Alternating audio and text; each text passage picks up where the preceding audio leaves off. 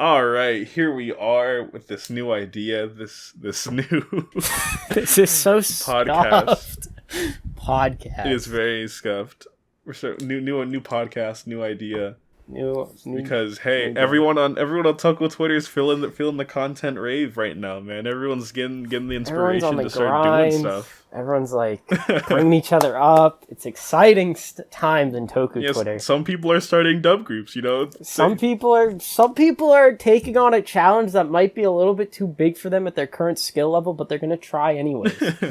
Not naming names. Dubbing, whatever it's called. I forgot the name. Yeah, those guys seem a little crazy. Yeah, they're a little. I don't know, 4 people on the same Twitter account. I don't know what they're up to. I'm surprised Twitter hasn't locked you guys yet. Imagine, just guys, the Twitter's locked.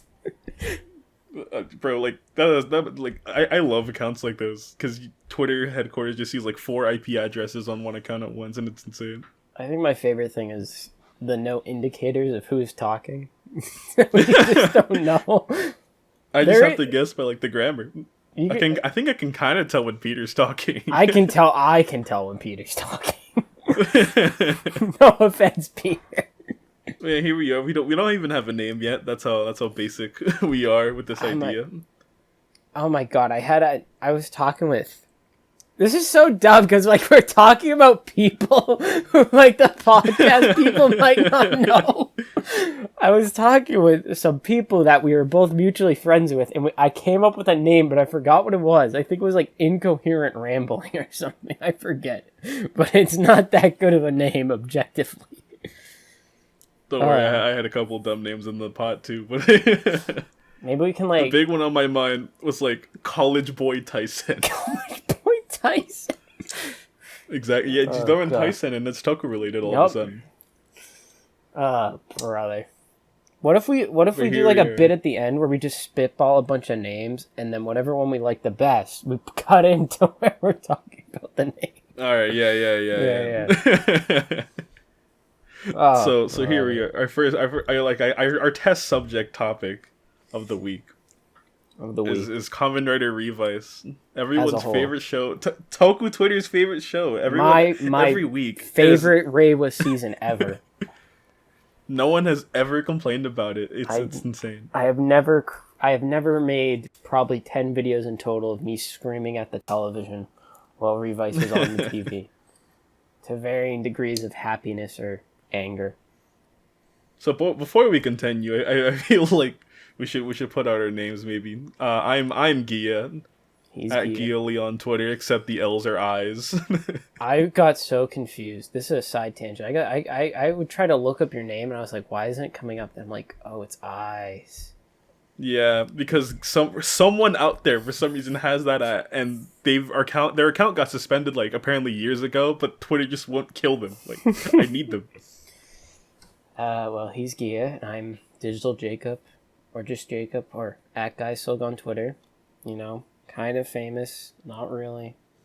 I look like Living Ranger Key, but the guy that put a influencer in his bio. Oh my god. Who would ever do such a thing? Who'd ever continuously change their bio to reflect what kind of thing they're pretending to be every week? Certainly not @GuySilg. Well, hey, we all got a little bit of influence here in the Toku community. Varying degrees. Depends on if you're like above the age of 40 or not. But So that was mean. I think. No offense. We love you, Dylan. We love you, Dylan. We love you, other 40-plus-year-old members of the community.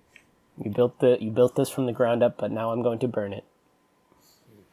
Anywho. So I think a good place to start is I'm sorry. Let's start at the end. The end. Of just episode 50. So, and I understand. I've seen some of your replies to some people on Twitter that you and me have very different biases. I wouldn't say I have it's not a bias. They don't make me feel things. Just the two main characters don't make me feel anything.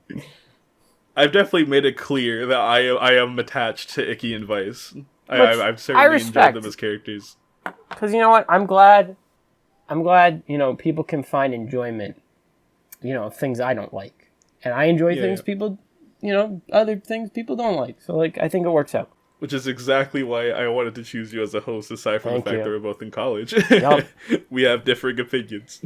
We have pretty varying opinions, I feel, which I think will make good conversation topics. So just 49 and 50, and I guess let's look at it in a vacuum. Do you think it works well as a finale to a writer season? I think for are you asking overall or just Revice specifically? Let's say overall, because I feel like Revice's finale feels pretty unique. I wouldn't say it's one of my favorite. This isn't really answering the question; it's kind of dodging it. But I feel it's not one of my favorites. But I like how it's basically, okay, the main story is over. Here's an epilogue that actually kind of ends the main focus of the season. I actually think that's a really unique thing, and it's kind of like a throwback to when, it's not like it was forever ago, but do you remember how in sort of the era of Drive, Ghost, and X-Aid, they would always throw in teases of the next the epilogue episodes? Yeah. It feels like that, but they're actually using that concept in a way that feels... Actually, it kind of reminds me of Ghost, because Ghost actually had a 2-episode finale arc, I'm pretty sure. It was Yeah, with the kid from the future, and then Gem and X-Aid showed up. Yeah. But I think in terms of execution-wise, just how it is, being an epilogue, I think it's neat. The actual content, I'm not... It. Not I hated it, but we'll get into that. The writing is where it's all just... I think it really just depends on how you like Kinoshida's certain aspects and his strengths. I would say so. I mean, the Japanese fans hate him, which I respect the hater ground. That's insane. Oh my god! Imagine you're writing for this show. You're writing for this. Your first time writing, and all you get is countless hate. I'm not trying to laugh at it. I mean, I am laughing at it, but not I think it's funny he's getting hated on. I think it's more funny how vitriol people are. I think it's for the 50th anniversary, this is what we're getting. Come on. There's one where well, they've ruined Kamen Rider. I'm done. I don't know. It's so surprising to see that Kamen Rider fans in Japan act like Power Rangers fans do in the US. We're not so different. But I enjoyed 49 and 50. I think because of course, obviously the Vice bias. I enjoy these two. I think they've been really great main characters the entire way out. It made me really feel something because I'm about to spoil it, the big thing of the entire show right now. So, well, I mean, they should have seen it by now. Yeah. It's the first season in genuinely a long time that doesn't bring back an important character in the main show through any kind of the world reset or actually he just came back out of me. He was okay the entire time. Nothing like that. I love that. I was genuinely shocked. I kept expecting after he beat Vice, okay, Vice is gonna pop out of the ducky, or he's gonna be behind Icky when they're all at the dinner, or even that post credits where we see Geets or Ace or whatever his name is. I thought that was gonna be... I thought Vice was gonna pull up, put on the Vice buckle, the Revice buckle, and just Vice comes out of it or something. But they stuck to their guns, and he's gone. And I'm not a hater of Vice, nor am I I just he's whatever, right? But the fact that he's dead, they stuck to it. The fact that he's gone for now, I'm wow, that's actually really impressive. You killed off the mascot character. Yeah. I respect that completely, 100%. I think being a true fan of a character honestly means realizing when it's their time to exit the story. Mm-hmm. And I think Vice had a really good exit. I really enjoyed okay, so here was my whole thing. I don't know. I think I've said this on Twitter. I don't know. But basically, I did not like how... So the whole context, if you haven't seen the episode, I guess. But basically, Vice and Icky... Or Vice tries to trick Icky, and it's going well until Lovekov messes it up, right? But I always hate Love Cobb. Let's go. Dude, I hate Love Cobb. Just saying that right now. This is a Love Cobb haters podcast. So therapeutic. Oh my god. I hate Love Cobb. She's not that funny. She is kind of cute, I'll give you that, but the joke is old. I don't care. But anyways, so Love Cobb messes up the whole bit. They have a little laugh, and Icky's like, "All right, Vice, let's round 2." But round 2 is them just kind of goofing off. But they're still fighting, and I enjoy that they mix match the genomes. And, like, they break Ultimate Revi and Vice, because I don't like those suits. Not the point, but I just like throwing in those little, side tangents, but not the point. But, like, the fight felt... What I'm trying to say is I wish the actual, like, the trick lasted longer. Like, I really actually liked 49. I'm kind of getting away from my point. And I feel like I'm talking a lot, but whatever. Oh, yeah, so, like, it shouldn't have been, like... I think the concept of Vice tricking Icky is like instantly dropped at the beginning of 50. I think that should have lasted maybe 49. Like you cut a little bit out and you get more of the fight. But I realized, because I was talking with some other people, I think yesterday, I actually kind of like the idea that Icky's last memories of Vice are happy ones and they're just kind of goofing. I actually really like that idea. I think just from a visual standpoint. Not a visual standpoint, I guess, or I don't know how to word, like, what standpoint I'm trying to take, but I think just a little bit longer on the serious thing right before they just get rid of it, I think would have helped me personally enjoy it more. Because I like the idea that they actually try to trick him, and they're all kind of okay with it. Like, they're all obviously not okay with it, but I think that would have done something a little bit more for me personally. I don't know how you feel, but yeah. I can agree with that. I can see where you're coming from. It does feel like episode 50 starts up and Nicky's like, "Oh, I see what's going on," like in the first 2 seconds. Yeah. Because especially since the latter half of the episode, I would kind of argue that it feels a tiny bit dragged out. So some of the time could have been saved for the trick being saved for the beginning. I sort of wish. I think I had this idea while I was watching it today. I sort of wish the serious fight lasted until they broke Ultimate Rex. Or Gifford Rex, whatever you want to call it. And then, they're untransformed then. And then they do the whole mix matching thing. I think that would have been kind of neat if it's like, they break Gifford Rex, and it's like, oh, you were just, messing with me. All right, let's goof off now. And, and also cut the Megalodon remix and add more genomes. I don't know why that felt like a waste of time, personally.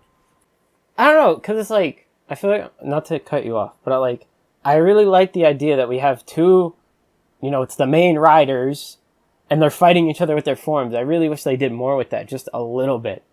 I think that is a really neat idea for a fight. What I loved about it is that it slowly, devolved from a fight into them just goofing off. First they're actually, throwing hands, and then later on they're just taking a ride on the Terra Genome. I was happy to see that back. I was not surprised, but it was nice to see it. And we'll never see Jackal ever again. Poor Jackal. If I actually had a gripe with the episode, I think, damn, this is really just going to sound like my bias, but a lot of things that didn't involve Icky and Vice felt kind of meh. No, I think you're right. I think, in terms of the other characters, they really get shafted until, the actual ending portion of the episode. They all kind of just are... they're just there cheering in the background. I guess that kind of has to happen because, everyone else's plots are basically done. There's nothing else anyone can do. If there was something of, oh, maybe Sakura regrets doing this and she tries to stop the fight, so, Daiji has to fight her. But that would have felt really, just random and pointless that they're having a fight while they're also fighting. I think they could have did more, too, with the idea of, Vice beating the shit out of everybody. He just beat up, air quotes, he beats up Takumi off screen, and then he just poops out to stream. Shout out Chris. But I don't know, it would have been cool if he was actually, boxing everybody, and then Icky's that is so funny to me. Everyone's please, Toei, bring the stream back for another episode. Just let us have one more episode. And this is the one other fight he gets in the entire show. You gotta push that premium Bandai. But yeah, like it's small things that involve other characters that just kind of have me confused. Like, of course, the big point of discussion in terms of like the lore of the show is just the small line of Sakura going, "Hey Daiji, isn't your contract with Kagero for your entire life?" Like, no, it's for his entire life. Like, they never said, they didn't even, I don't remember, you might remember, but I don't think they never said what the contract was. They never did. I can assure you that. And I also thought it was just Kagero took him over randomly, or Kagero just came out. Yeah, the only contract that I think ever gets established is, of course, Icky and Vice's, and then maybe Veil's in the special. I actually really like the line that Genta gives, and it's like, oh man, I don't remember. I'm paraphrasing with my own words, but he's basically like, oh yeah, the line that was just like, I wish I could fight my inner demon with a smile on my face. I love that. That is such a good line, and like, I wasn't huge on the stream episode personally, but I love the Veil special. I thought that was really good. But that's not in the show. But like that line, I think is really good. I think that, like, I don't know, I think that's a good encapsulation of Genta's character. He really is. Another thing that bothered me with the guy, it's also Daiji. I'm not a Daiji hater, I swear. The whole thing with like Bluebird and like Daiji was able to like pardon Tamaki and Hannah of like their crimes. Why would he be able to do that? This is the one thing I've been thinking about like this entire time since the finale. I don't have like a reason, but I think I guess this is a reason, but I think they're doing like community service, because if you look at I stole this from somebody on Twitter, but if you look, their outfits are different from what Hiromi and Daiji are wearing. So I think there is like, maybe they're doing, that's like their parole or like their community service hours or whatever. Like, it's them working with Bluebird. But I really am happy we finally got rid of the weekend. I hate that. They're gone. I'm so the glad outfits they're are gone. We'll never see those outfits ever again. I'm please. so glad. And Bluebird, that's a good name. Well, something I'm unsure about, and I'm pretty sure it's not the case, but that man is out there, Mr. Ballin. For context, I watched the Revice finale in a ramen shop in Pasadena, California, with Ballin Plays from Twitter.com. We watched it live together, and Ballin's stream on his phone was 5 minutes ahead of me, which was hell. Why didn't you just watch it together? And he was just like, "Oh my god, Gia, I think I won." And I was like, "What do you mean?" And I looked back down at my phone, and it's a scene with like Sakura chilling at a cafe, and Hikaru just runs up, and it kind of has like that tone a little bit. I think I really like that he just keeps trying. Like, he's not like trying to be romantic in that scene, but I like that he is like, trying to be her friend still. And honestly, I feel really bad that he's not a writer anymore, because like I've actually grown to appreciate him for just how much, like, because I binged a lot of Revice. Like, I would watch it live, and then I would wait like a few weeks to like binge watch a bunch of episodes. Watching his whole arc to becoming over demons, like, you see him, like, the little scenes he gets, he's like, so, like, he's training in the background of scenes or I think he's like that scene's a main focus scene. But like, he's like talking about, hey, how do I join the fight or whatever. Then he finally becomes over demons, and he's like, finally. And then the whole thing with his mom and his dad. And then he just gets bodied. Like, he gives it to Tamaki. Not that I actually am a Tamaki hater. I forgot. But besides the point, I kind of want him to become a writer again. I don't know, like, in a V cinema, but I really want to see it again. I don't know if it'd be his own thing, but I don't know. I think he deserves a second chance. Voice crack. I think the greatest thing about this finale is that for like specifically for Icky, it gives the theme that I've talked about to hell and back. I made a whole video essay about it. I tweet about it like basically once a week, and it's just the whole thing of like Icky from the beginning of the show is someone who is extremely selfless to the point where it actually hurts him as a person. It's something that stunts him, and he over the progress of like the show, he learns more and more to just be like, okay, yeah, I should do this, not because, I should really save people, but like that's something good I can do, but like I should also do it because that's what I want to do. I should indulge more in myself and what I want to do and how I want to do things. I just love that. And like, and you get the soccer player guy, and he's like, follow your dreams. The cameo. And he's like, that's never too late to start. Like that's so inspirational. I think that one line. Oh my god, yeah, that one line. I think especially for like, I feel that like, I really feel personally like it's never too late. Like I feel like that, but I think that's also like a good message for like, the older viewers, and even the younger kids who are like, for sure, kind of don't do what they like. I think that is such a good message to push, and it is. It applies to a lot of things. I think. I like just examples off the top of my head. I always see a lot of people like both in my real life, like in my schools or schools I used to go to, or just people in college that I'm currently going to. People are always like, "Man, maybe I'm too young to start this, or I don't have enough experience to try and pursue this further." And it's just that doesn't really matter, What matters is that you're still chasing it, exactly. That you're doing your best to chase it.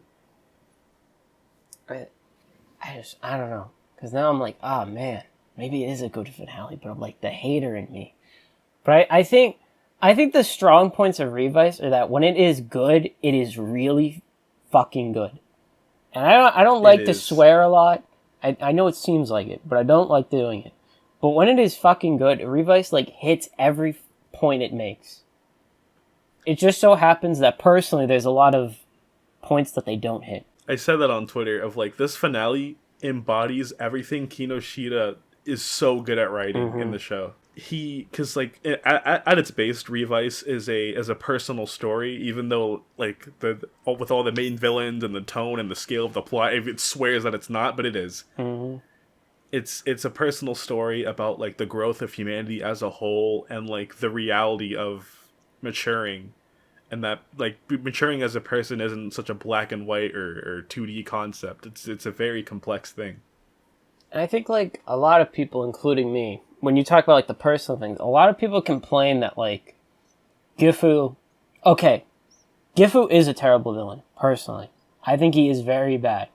But... I agree 100%. I think the show, like you said, it's a personal story. So I think the show makes up for that by having some really strong... personal dynamics, because it's a whole family of riders. Then you have Daiji's work life with Hiromi and George and the commander at the start, and then you have the weekend coming in, like I think, and then you have the Deadmans and their effect on all the characters. Like, the Deadmans basically become a part of the family, and so do all these other people that they meet. Like, not obviously like, oh, they don't have a moment where like, oh, we're all family, but you know what I mean. I get you. And like we talked about this before, I think, in another call with people, but like it can mostly be attributed to like there's clearly parts in Revice where it feels like, okay, Kinoshita wrote this because he's writing Kamen Rider, and Kinoshita wrote this part because he actually wanted to write it. Yeah. I think you feel that a lot. I know a lot of people talk about this, like him hating Daiji. I think you feel that a bit with Daiji.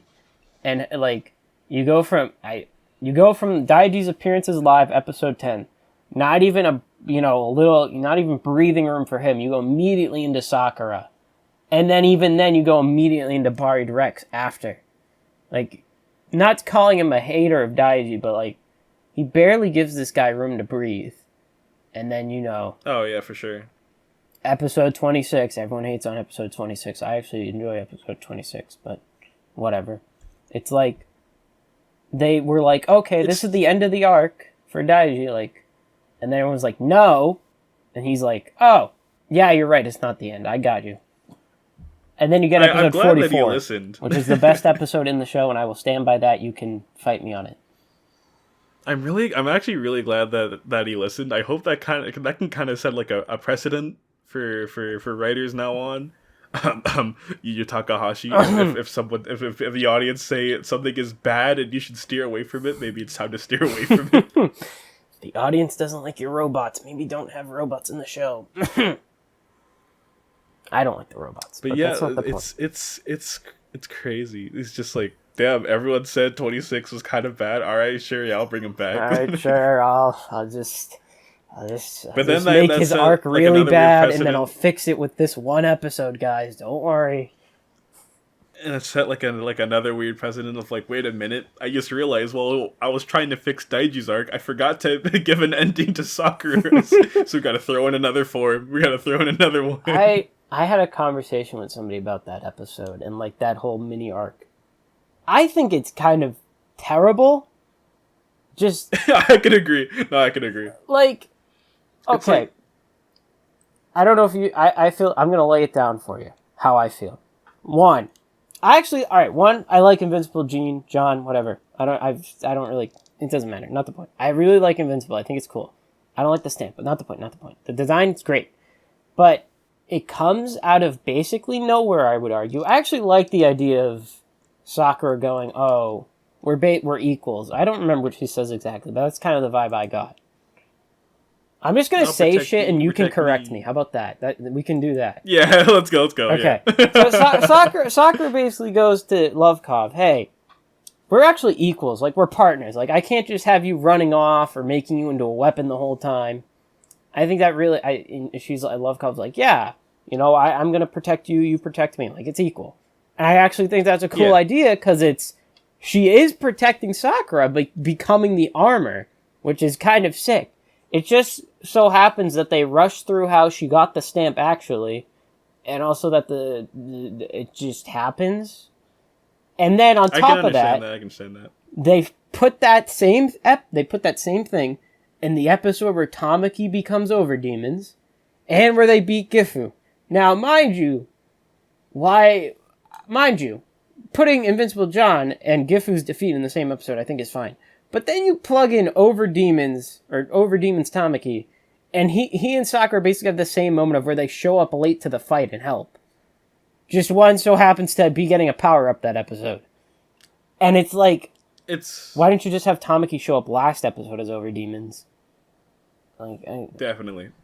I don't know. That was a ramble, but I would like to hear your thoughts. I understand. I understand. And how I think I'd word that is that it feels like after they gave Daiji like his finale, like his little ending conclusion, they looked at all the other characters and realized, damn, there's still a lot of characters that we haven't given the same treatment for, so we have to do that now before we get into Juga. Mm-hmm. And so it's just like a weird like stuffing of like it feels bloated. Like it feels like a very bloated like mini arc of ideas that they were just scrambling to do last second. Now, and especially do you think they could have fixed Sakura. that by cutting out Juga, or do you think Juga should have stayed regardless? Juga's weird to me. Even after the arc ended, I couldn't tell whether or not I liked it. Because my biggest, I guess, like thing, I wouldn't say complaint, because I can't tell if it's a negative thing in my head, but like, did George's arc really need to be resolved by making him a writer? That's a good. I don't know how to respond to that, because that's interesting. Like, I don't want to say that's a good question, because it is a good question, but like I don't want to like say that because it may. You know what? I don't know what I'm saying now. Because that is such an interesting idea. Did he need to become a writer? And I think that sort of falls into that whole problem of like, you know, they make every character a writer now. I personally don't think that's big of an issue. Like, but I think for George it kind of works. It's a weird thing because it depends on the show, which I think is something a lot of people don't understand. Of like, oh man, Saber has too many writers, and it's like, but like there's a guild of swordsmen. Of course, there's going to be a lot of them. We just didn't expect to get that many, or there's something in like 01 where it's just like, yeah, maybe some of these guys didn't need to be a writer because you know they transformed once and then never again. Yep.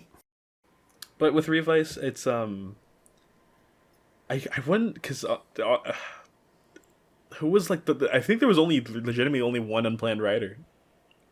Yeah, I think if you don't count Aguilera. If you don't count Juga could be kind of a middle ground of like, well, maybe they never George was going to be a writer, but he was never going to be Juga. So it's like, I think Aguilera is interesting too. 'Cause I think when people talk about the unplanned things, it's weird because it's like, technically they are planned. They just weren't in the original idea. Because it's like, okay, they make Aguilera good. Okay, she becomes a Kamen Rider. That makes sense. Whether you're like me and think it's kind of dumb that she has no reason to be a rider, and then she suddenly is like, I want to fight too. Like, okay, lady. But beside the point. I think what's interesting about Revice is that it's not there's not a lot of riders. There's a lot of people who became riders, I think. Because when you think about there's also a lot of belt swapping. Yeah, exactly. It's 5 people? 5 people are demons, I think, roughly. Yeah. And then you get people like Genta and George, who probably are barely ever gonna, if not never, transform again.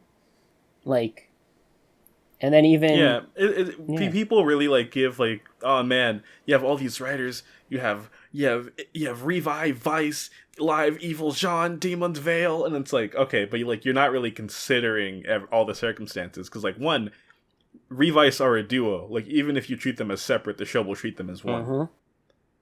And Live and Evil are kind of mutually exclusive, like, they can't both be on screen. Exactly. And Veil also shows up once in the entire show as a writer. And it's like, he immediately gets amazing. Replaced by Destream, if, like, numbers-wise. Like, technically speaking, you just get rid of Veil and you add Destream. And it's basically the same number. Because that system isn't active anymore, if you want to get into semantics like that. I think, to go back to the point about like, Sakura and Jean, it's really weird, because how I can see it is that Kinoshita saw, like, Daichi's arc from the past couple episodes, because that's the thing I think that really distincts Invincible John's episode and Evility Live. Daichi had, like, the past, like, 6 to maybe 10 episodes on, like, this downward spiral of his self-righteousness. Mm-hmm. And Sakura didn't really have that.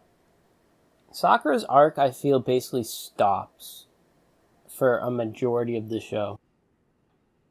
Because, like, after she had her whole thing with Hana, and then basically anything Sakura did was related to Hana, or just the weekend as a whole.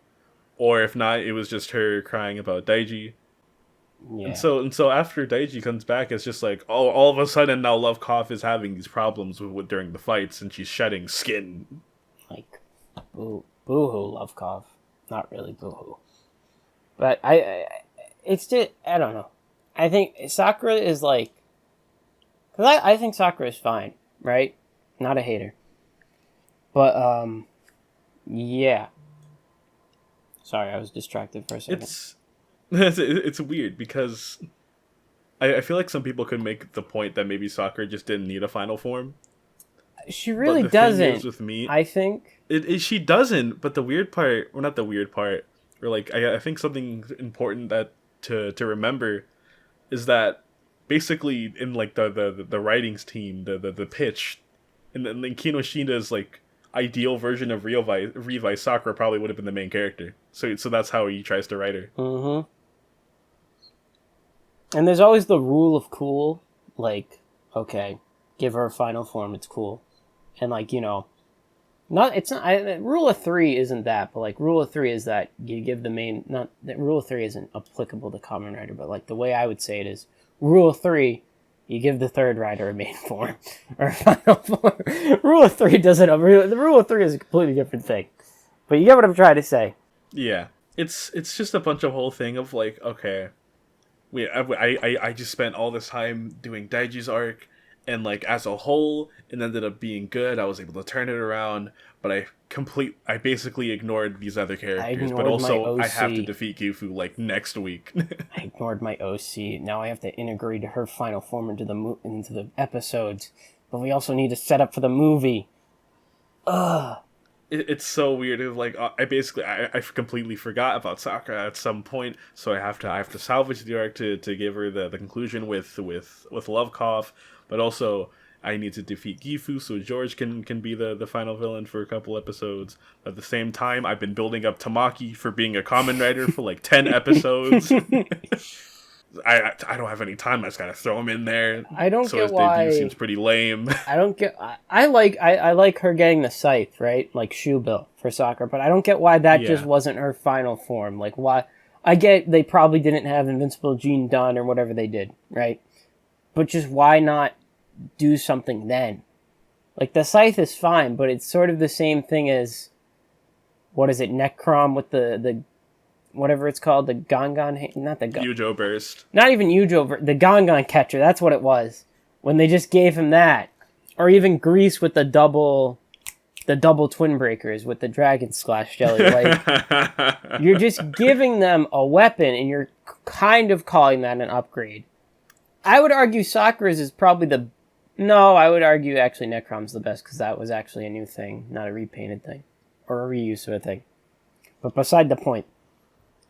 I don't know. It feels like because you get Sakura versus Aguilera for a couple episodes, and it's a pretty solid little mini arc, and then that's kind of it for a while.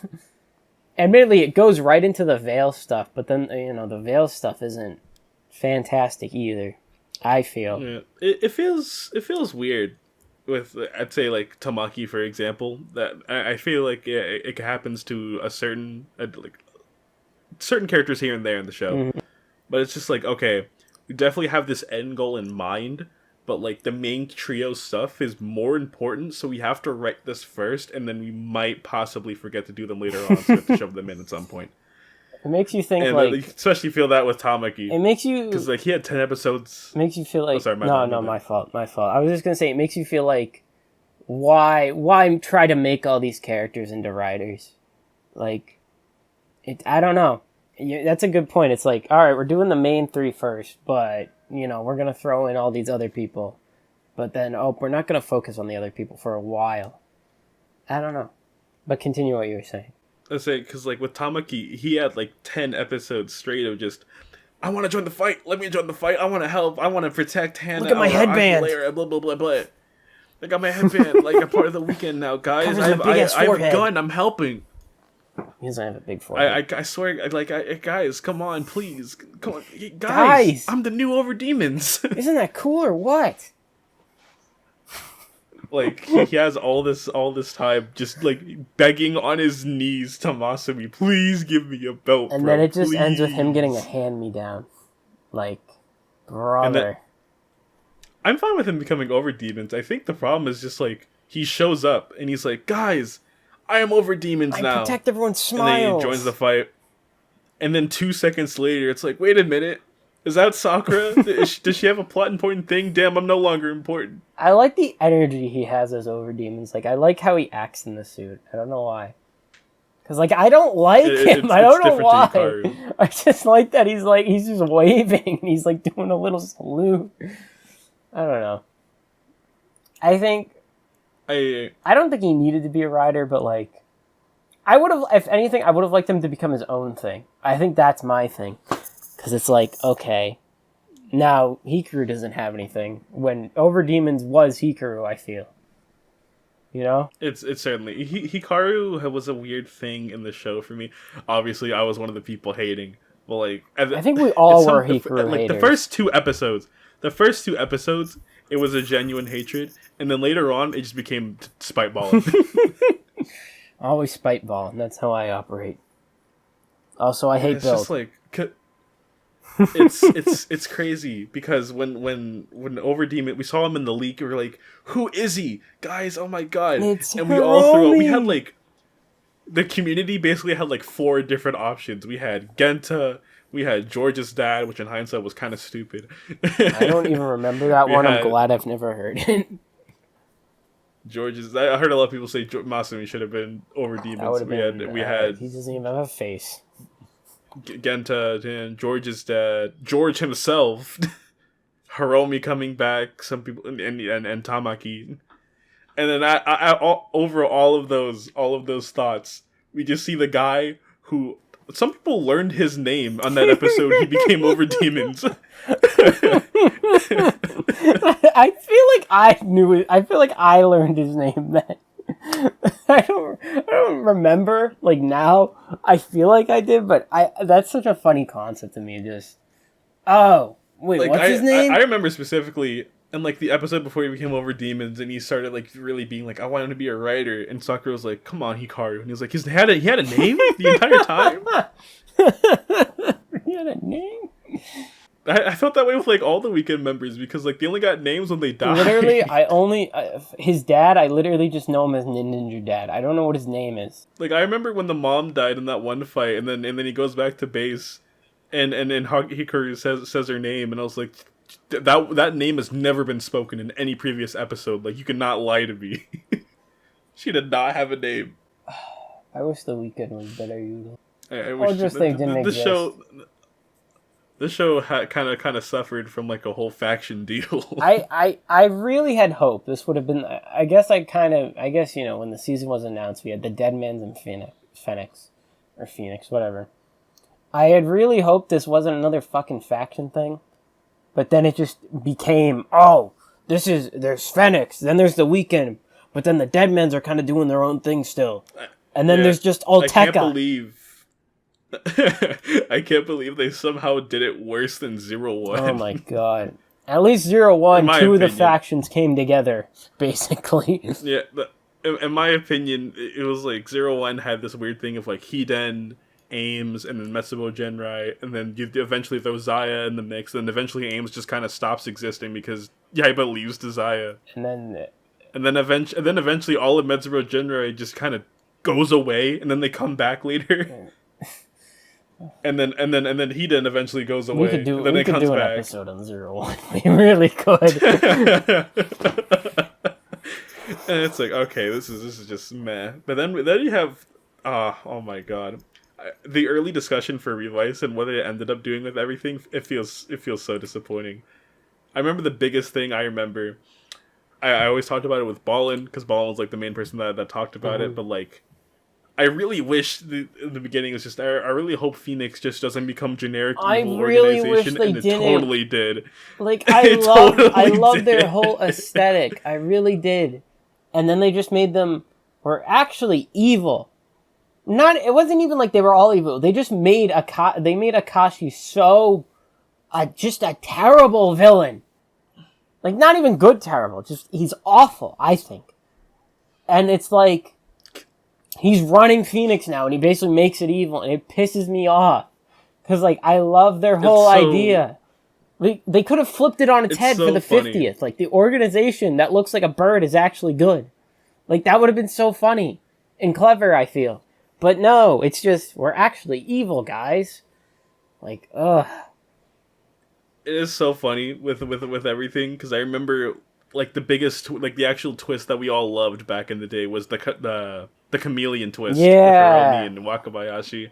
It was so raw. It's like, my mentor has been dead from the start. I'm gonna kill you, oh man. And like, it's so compelling. And then he takes the kill. And then it's like, oh man, it'd be really like terrible or like, kind of take away from this like entire little mini arc with Hiromi and Chameleon and Wakabayashi if just all of Phoenix turned out to be evil anyway. Wait a minute. And it's just like, oh man, because Chameleon snuck in from the Deadmans and infiltrated Phoenix.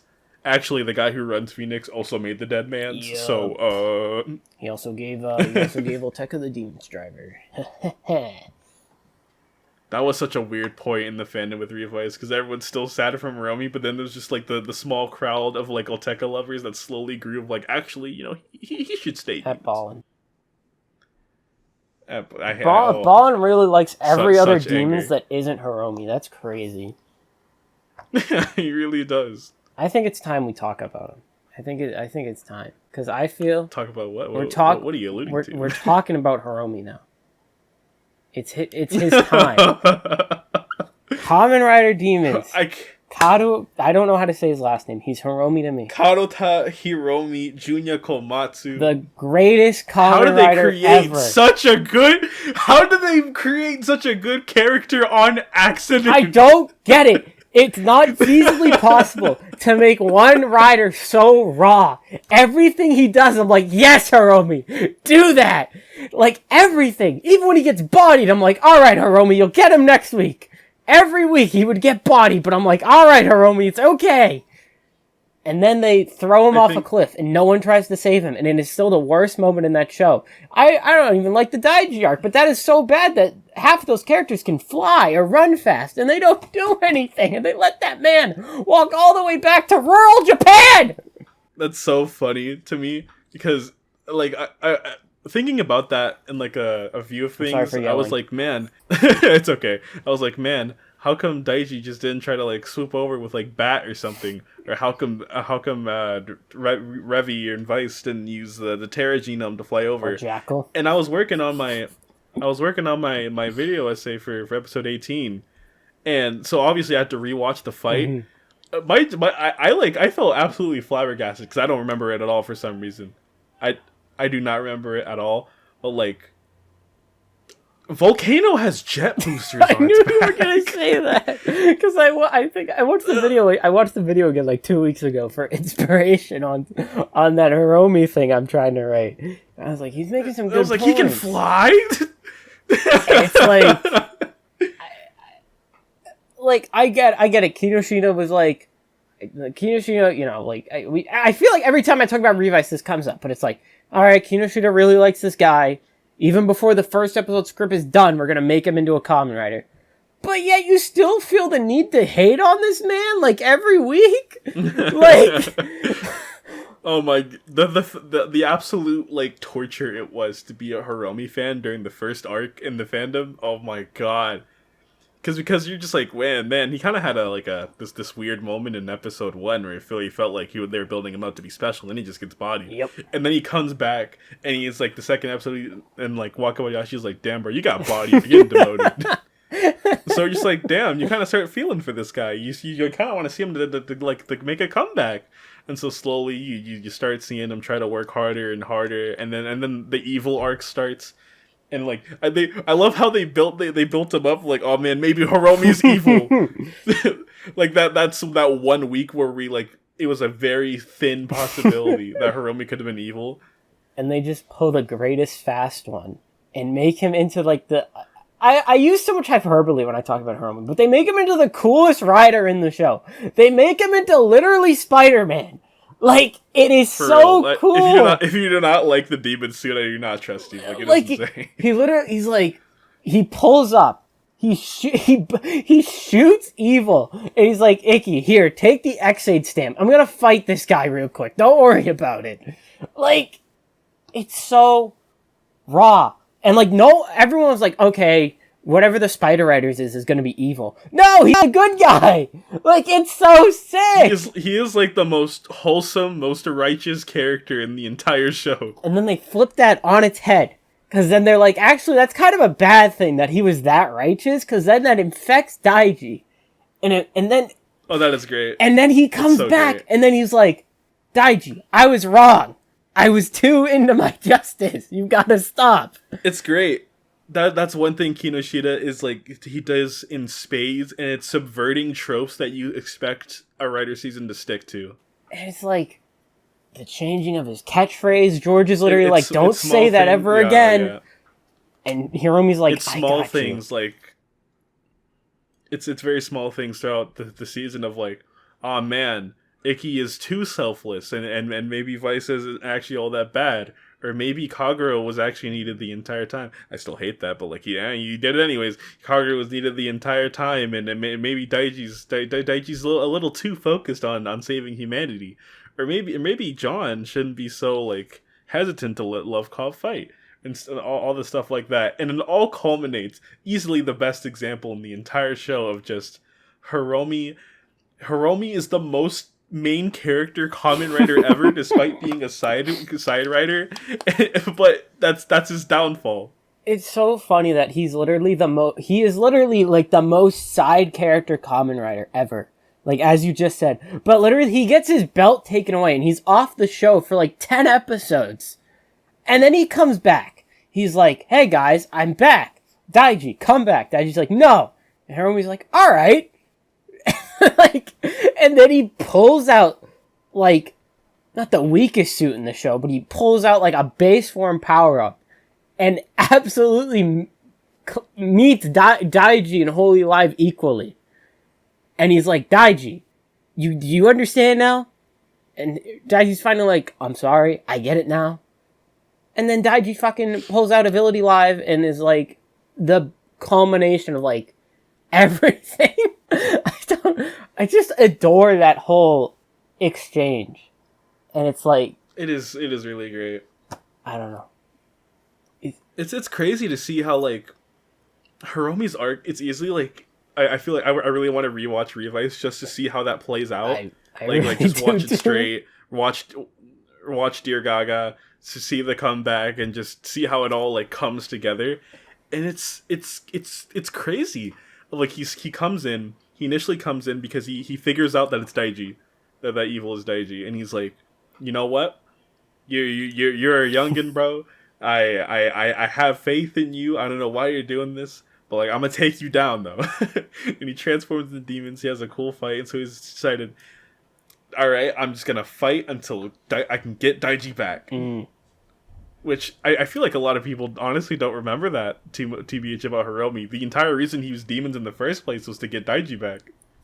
And not even like, and even Daiji like was like, hey, can I become demons? And I wish we kind of saw the result of that. Now that I think about it, that would have been kind of neat to see what that would have been like. But like, he's like, and then that goes into the whole George thing. George's whole character switch. Because he gives Daiji the 2-side driver. And then he's like, I wonder what this will do. It feels so weird because like the writing behind it really just feels like, okay, why did you give Daiji the 2-side driver? Because it was funny. I don't know. George's writing is so all over the place. I don't have that strong of an opinion because I kind of like... It's not like a slow change, but I do like the change of like, he was a dick, then he was a nice guy for most of the show. Like, I actually kind of enjoyed that. That they never show him recognizing he was wrong. I think they do, actually. A little bit. I know he apologizes to Hiromi, and I think that's maybe probably the only thing you'll get of that, of him just going, hey, I'm sorry, I messed up. And then, you know. I think George has that weird thing of, like, I feel like more than any other character, George is, like, the one where they truly did not know how he was going to end up. And I feel like it really shows in the writing. Like, obviously, they don't know where any character is going to end up, but it really feels like they have, like, clear ideas of where they're going to be. Like, the Vice is kind of always destined to go away at the end. And like all the inner demon havers are gonna eventually accept their demons in some kind of way, and the dead mans are gonna get redeemed except Tolteca because he's Hannibal Lecter or something. It's like George. Guy. It really feel like they didn't know what to do with him, like how he's gonna end up, because he started off as like the evil mad scientist kind of, and it's like actually he felt remorseful about everything, and even though he totally did not act like that. I want to say it was because of like the whole switching of demons. I do like how George ends up. I want to say it was because of like the whole switching, but it's also like that wasn't a factor. That George becoming demons was like that got overwritten immediately when Hiromi showed up. So it's like that wouldn't be a factor of why he's still a dick, or why I feel like that, or rather, I feel like that was a remnant. Like I feel like they were building up to him being a mad scientist, and then he gets the power set where he's literally using animals strapped to his arms and legs, or his body changes into these different animal bits themed after riders. I don't know. Maybe that's a remnant of that whole, the genomics concept for demons. George being a mad scientist, rather. It's. I feel like Revice, its biggest problem, aside from like the scale of things of like having the personal story, but also like an end of the world plot. Its other issue is that it has great concepts and is really good at executing them sometimes. Exactly. Exactly the issue. And other times it's like its execution, it's good execution, but like halfway, and they kind of fall off before they can truly see it through. It's like it's like the icky thing. This isn't like a specific. I guess it is a specific thing. I just said the icky thing, like what I'm talking about. But it's like. Icky always has that problem of he is involved with fights or arcs that he's like really shouldn't be. Like, I'm a Hiromi fan, so I'm gonna be mad that he basically took all of Hiromi's rivals and beat them up. But even like he's like a lot involved with like the actual Hiromi arc, the 3-episode thing, the Hiromi trilogy, and then it's like, he's involved a lot with Phoenix more than Daiji is, I feel. And it's like, oh yeah, for sure. He's pulling up to Sakura and Aguilera's fights, and it's like, buddy. That might be something I think that's just Kinoshita definitely knows how to write like the obstacles and character arcs and stuff like that, and how a person's supposed to mature. But like he might have been stuck on this idea that the main character truly has to feel like the main character. It's like it's a whole thing. It's like they never give. I feel like they do give the characters room to breathe without Icky. I will say that. I was going to say that, but I'm like, no, they give them room to breathe without him, because he's not episode 44. It's Hiromi who does that. Icky's a little bit part of it. Like, he's been the driving force. But, Hiromi comes in, he's like, he literally goes, I'll leave this to Hiromi.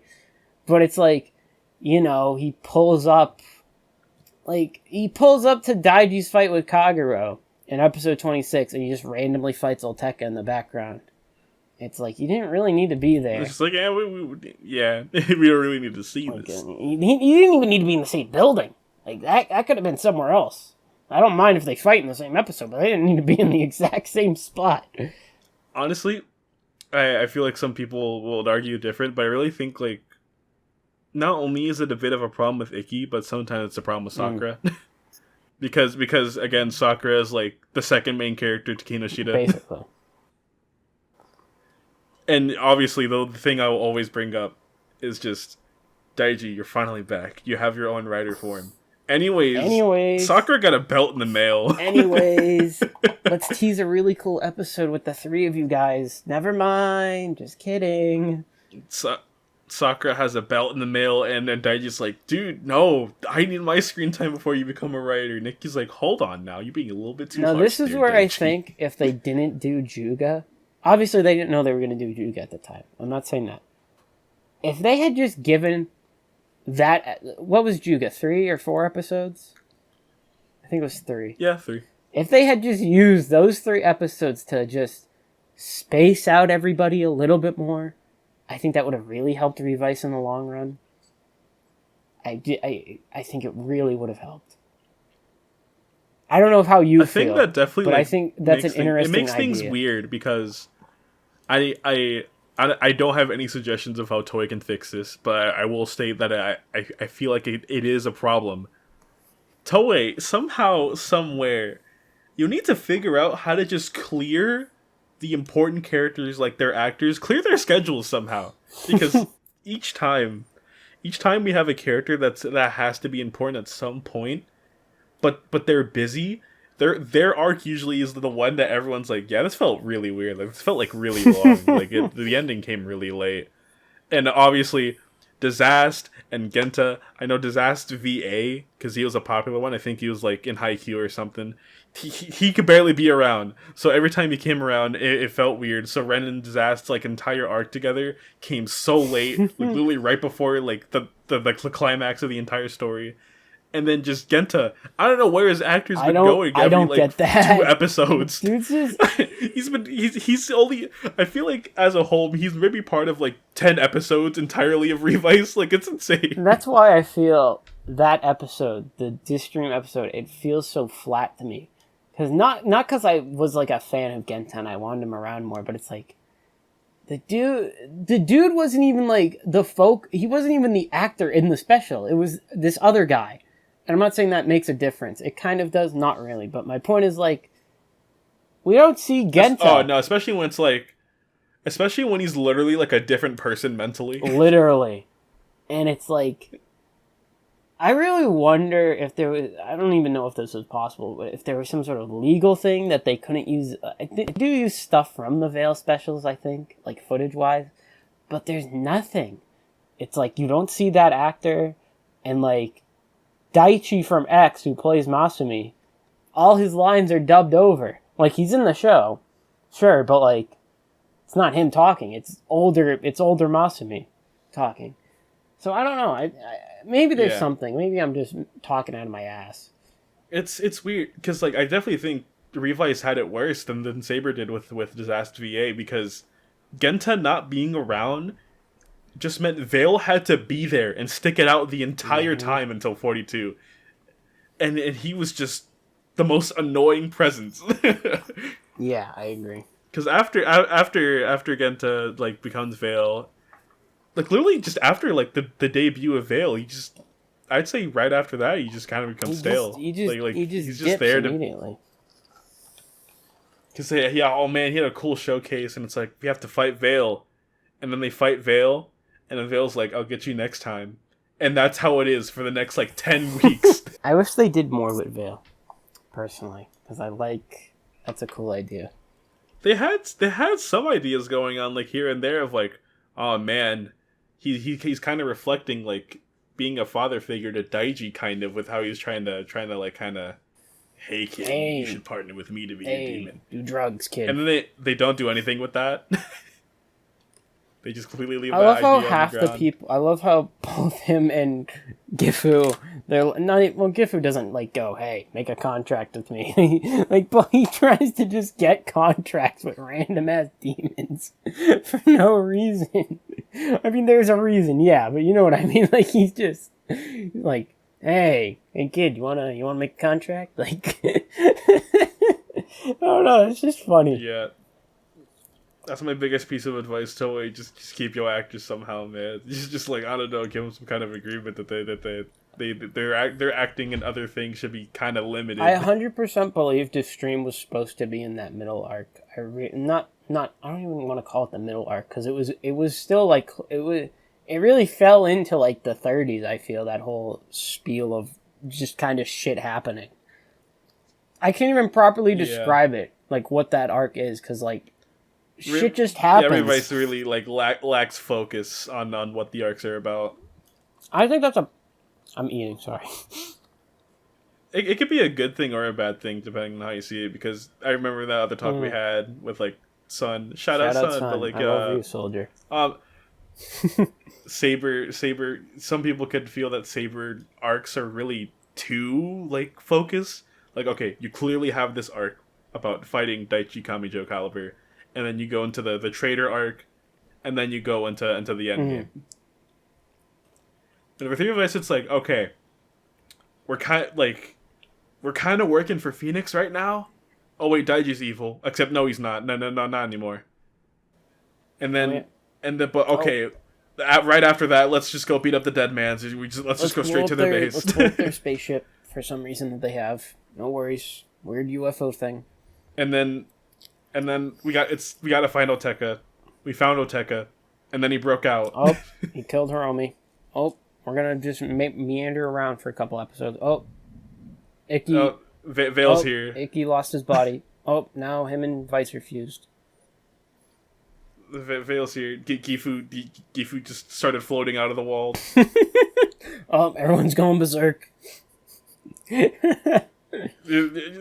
That can honestly. Revice can be described as just a lot of shit happens. I feel this with all the Reiwa seasons so far. The first 16 or so episodes are really solid. Like, they're paced well, they know what they want to do, but then they just shit the bed immediately not shit the bed bad. Well, not the point. Not the point. It depends. I guess it depends on your opinion of it, but I can definitely agree. It's like, because I'm a Saber fan. I'm also a Saber fan. The level of quality feels really weird between the original Caliber arc and then the Trader arc. And then it definitely feels like there's a shift. There's always that weird. Oh hey, we have to debut the mid-season / Superform power up real quick, guys. So let's do a mini arc about that. That kind of derails everything, but it's also kind of really good at the same time. Yeah, you have your primitive dragons or your metal clusters. Your Jack Revice, which is a form. Honestly, I think Revice more than Saber more than Saber and 01. Its form progression feels really weird, despite like in the grand scheme of things. I guess he didn't really have that many forms, but it just felt weird. I really wish they not flipped the form, but like I feel like Buried and Volcano should have been the two separate items. Then you make Jack and Thundergale into the combining item. That would have been just kind of a retread of what last year's was. But I don't know. I always felt that would have worked better. Oh no, I get you especially because like the whole thing with Thundergale is that's literally just like exactly armor on top of Jack. But at the same time, I like the Thundergale stamp. So like, it's because it's weird because like in the like if you think about the actual episode order, that it's kind of it's spaced out, but it doesn't really feel like that because Icky gets the focus so much. And it's like it's like, okay, Rex, and then all the genomes, and then Buried, and then 3 episodes later Volcano, and then like a couple of episodes after Volcano, Jack. And even in Jack, which is supposed to be for Vice, Thundergale, Icky still somehow butts himself into that because they go, oh, they actually fused into one body now, and it's like that little section of the show was weird when just Vice would take over Icky's body and talk through him, and it was so funny because they tried to give Icky like the Vice tail, and it only works if it's not from the back. Because if the camera's at the back, you just see this giant thing they glued to his back, to the actor's back, sticking out of his shirt. I actually kind of like that portion, like the whole them going out of control.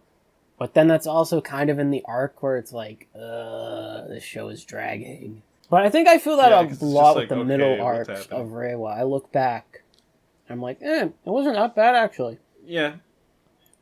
It was all those things like, oh man, did the job arc really need to go this long? How long can Guy Amatsu be a hater? Or how long can the entire Sword of Logos see Toma as a traitor? And then this one is just how long can they just fuck around? How long before the story picks up? No, that's such a good point. Not the story.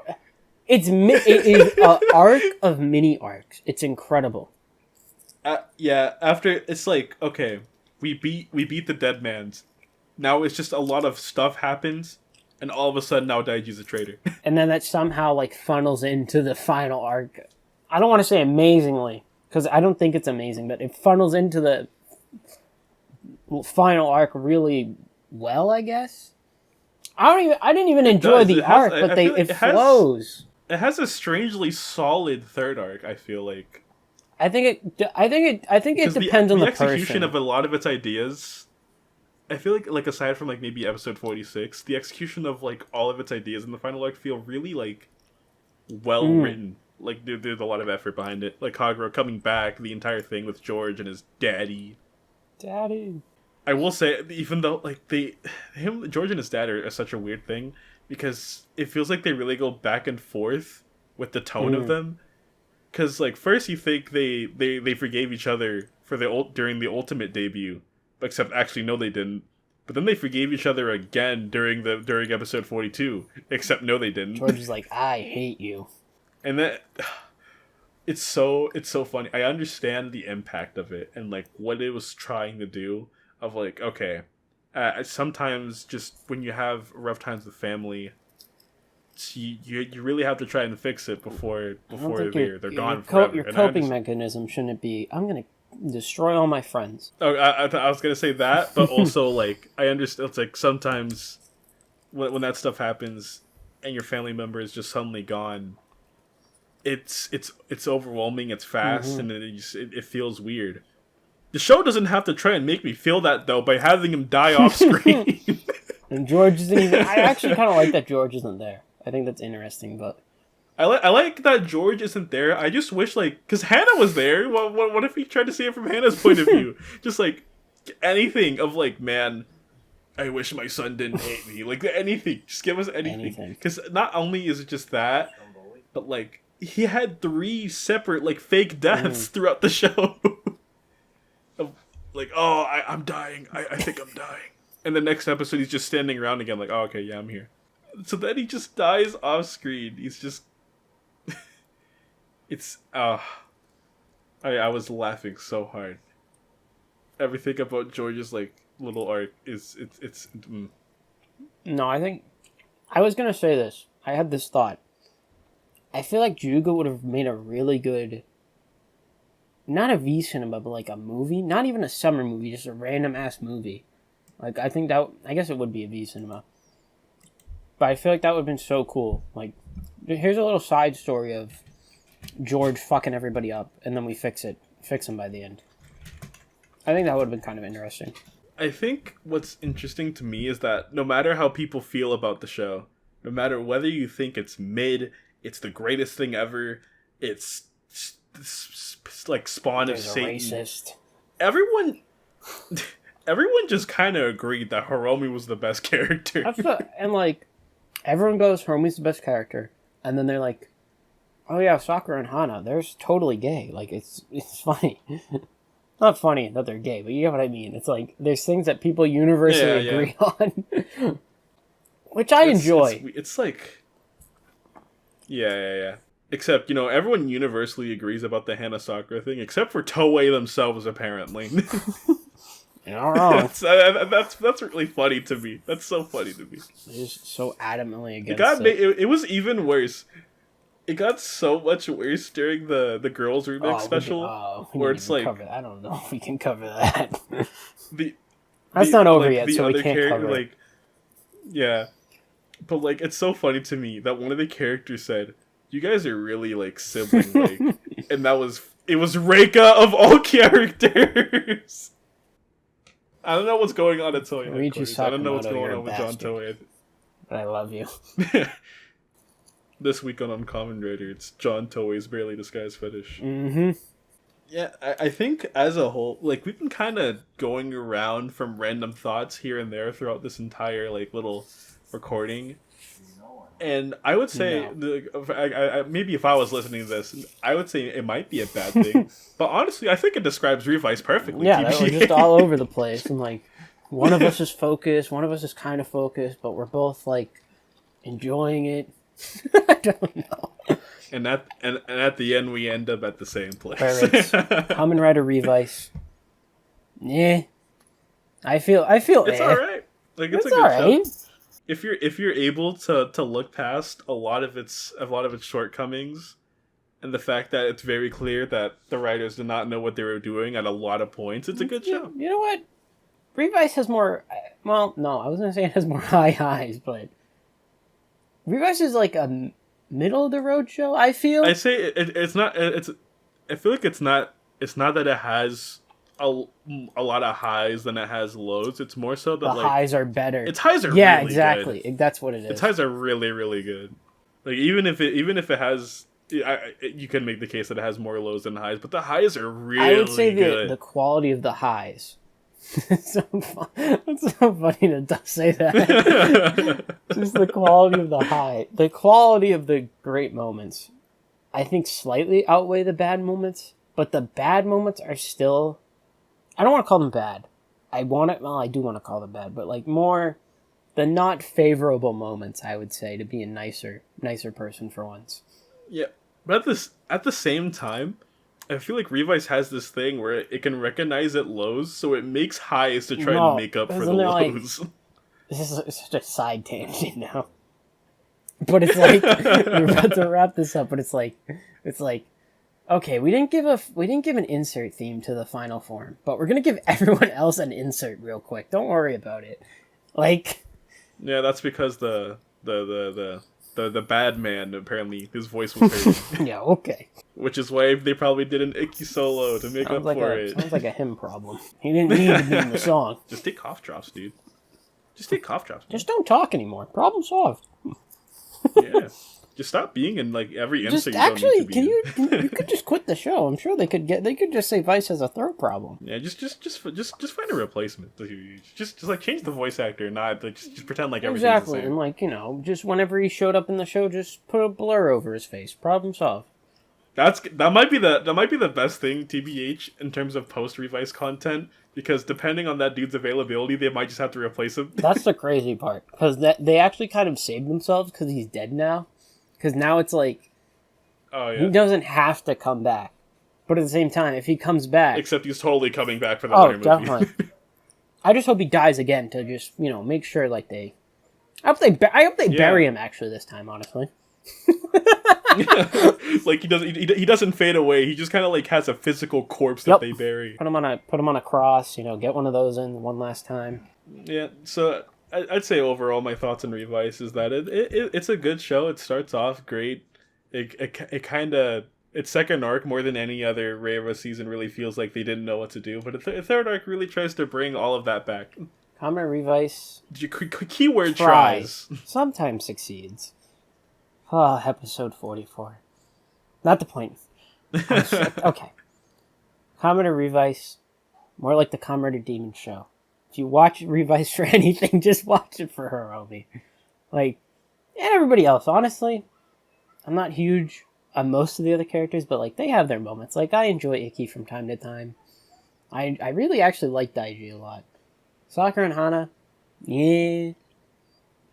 Alteka, but overall, I'd say it's like a C plus, B plus show. What do you think? I say I'd give it like an A minus. You could argue me a low A. I think you could like, convince me. If I was the teacher, I'd write like A minus and like a little see me after class. I'll give you some feedback at the bottom. Like, it was really solid, but you could improve a little bit. Yeah, it's nowhere near an A plus.